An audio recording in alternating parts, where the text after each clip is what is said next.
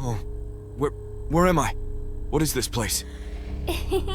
You are home. What? Who are you? Where am I? You are where you are supposed to be, honey. Mom, is that you? No, it can't be happening. It's not real. It is not real. You are not real. What do you want?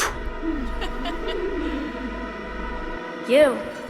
No, no, no, no, no! Let me go! Please, no! Go away! No!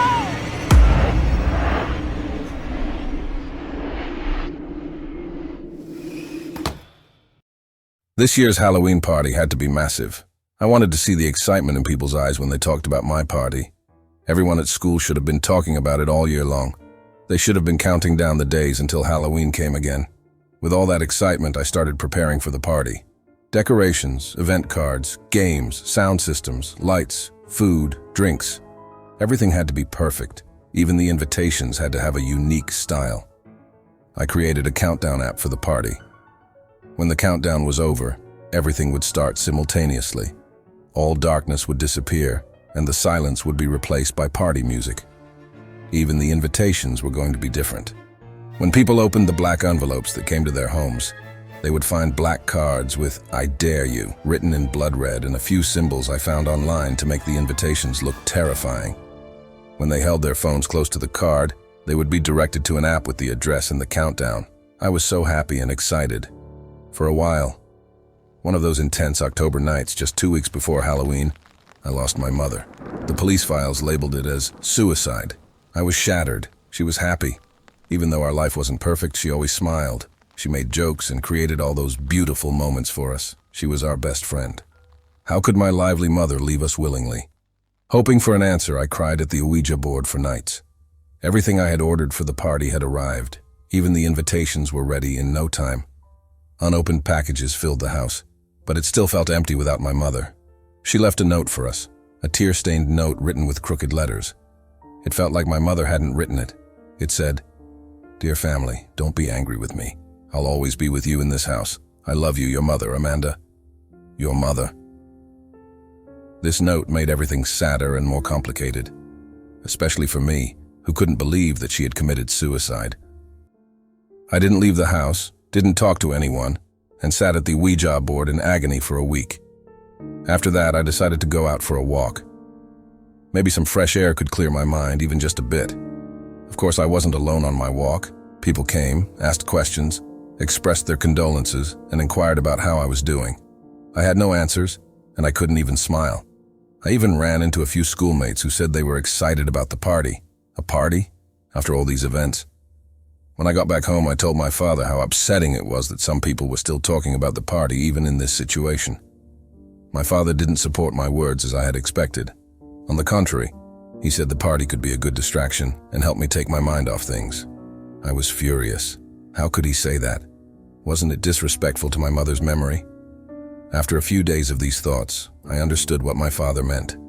If I continued like this, I wouldn't be able to get out of this pit of sorrow. And the best option to distract myself was this party. I unpacked the boxes, started preparations, and felt that the overwhelming grief I had been feeling for days was slowly turning into a small spark of excitement. This party was going to be for my mother, for all the beautiful memories and her happy smiles. I completed all the preparations and made arrangements for distributing the invitations. 2 days remained until Halloween night. In the middle of the night, I was sitting in the living room at the witching hour, once again awaiting a sign from my mother. The night was progressing, and I was in a state of almost sleepwalking. I decided to go to bed. I extinguished the candles and walked towards the stairs. The stairwell was lit, but the rest of the house was in complete darkness. Suddenly, I felt a shiver down my spine. I'd always been the kind of child who would turn off one light and hurry to the next, thinking I would be safe when I reached the light. However, I had no energy to run. To be honest, I had no desire to either. A gust of air blew through my hair from behind. I felt my hair floating in the cold and powerful breeze. The cowardly child within me urged me to run, but I resisted. I'd grown too old to be afraid of the dark. As I stepped onto the stairs, something grabbed my hair and yanked it forcefully. I fell to the ground. I didn't understand what had happened, but I was petrified. I could swear I heard someone laughing. A woman, or more than one. It was so brief and faint that I couldn't make it out. Was it my mother? Was this the sign I had been expecting from her? But why would she harm me? Is she my mother? My thoughts were muddled, and in my state of fear, I dashed up the stairs without knowing what I was doing. As I ascended the stairs, the light went out on its own, and I heard footsteps following me. It wasn't like the footsteps of a single person. It felt as though a multitude of people were chasing me. I had become a little child, desperately trying to reach the light. When I felt something touch me, I was on the verge of crying out of fear. I entered my room and slammed the door shut. The sounds suddenly ceased.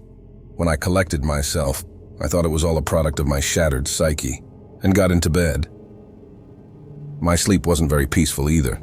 In my dream, many dark silhouettes, each holding an invitation, were entering the house one by one. They were horrifying. The walls of the house were torn and the wallpapers were ripped. Beneath the wallpapers, there were symbols drawn in blood red. They looked just like the symbols I had pressed onto the cards. The paints were dripping. Or was it their blood? There was no furniture, and the incoming silhouettes filled the house. When I woke up, I believed that the excessive stress I had experienced in such a short time had affected my subconscious. I was scared and shattered. The next night, I didn't go downstairs and tried not to think about what had happened. When the day of the party arrived, I was ready. I had pulled myself together and felt better. I had turned off the lights and was waiting for my guests. The silence was broken as the first arrivals gathered inside the house. Everyone was whispering and laughing among themselves. Everyone was eagerly awaiting the start of the party. I could see countdowns on their phone screens. Everyone was so excited. This was going to be the best party ever, for my mother. In the darkness, I couldn't see anything, but when the countdown reached 0, it wouldn't matter. 10, 9. I had made my way to the entrance to turn on the lights and kick off the party. 8, 7. I had reached the entrance, bumping into things and people. I took out my phone. 3, 2. In the darkness, someone tightly grabbed my arms and covered my eyes. 1. I struggled to press the button. When I opened my eyes, I found myself in a cold and gloomy room. A faint light was flickering on the ceiling. How? How had I ended up here? Where was I? My pupils were dilated from fear, and cold sweat was pouring down my body. I heard someone laugh. It sounded like a little girl. She told me that I was at home. Suddenly the light went out, and the darkness deepened. From the darkness, my mother's voice rose. I swear it was her. I couldn't see anything, but I could feel things passing by me.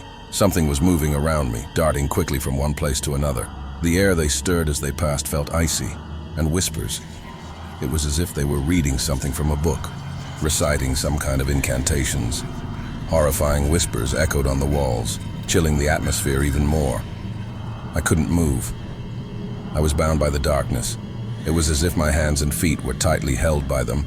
Amid the laughter, the voice of an elderly woman became more distinct, harsh, and terrifying. In the distance, in front of a dirty mirror, a carved pumpkin with a candle inside suddenly flared up, and the candlelight began to flicker. The surroundings were dimly illuminated, and there was no one around, but the whispers didn't stop. Where were these grotesque and vile whispers coming from inside my head? The candle suddenly went out. I swear I heard someone blow it out. The darkness engulfed me again. Where was I? Who were these people?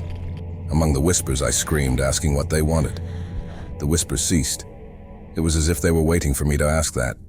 Laughter began. Laughter echoed throughout the room.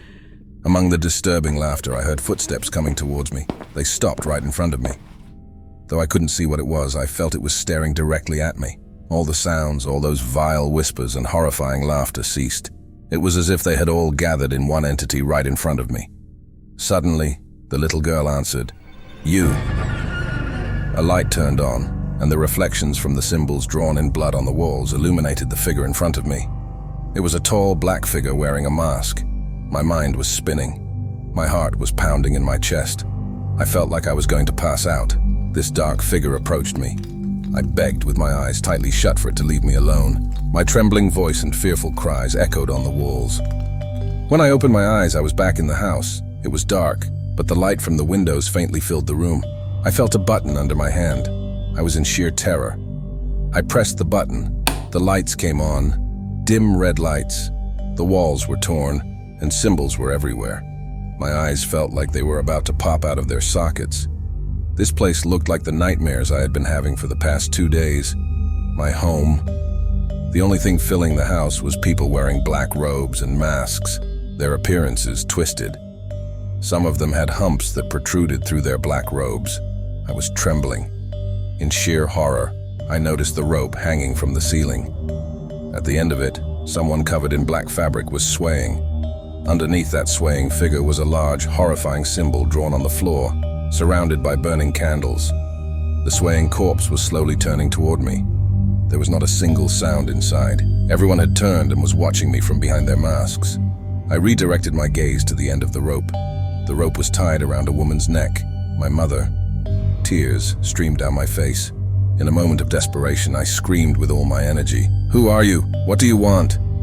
The horrifying laughter began again. The one who looked the most twisted and hunched among them started walking toward me through the crowd. My hand was still on the button and I was frozen.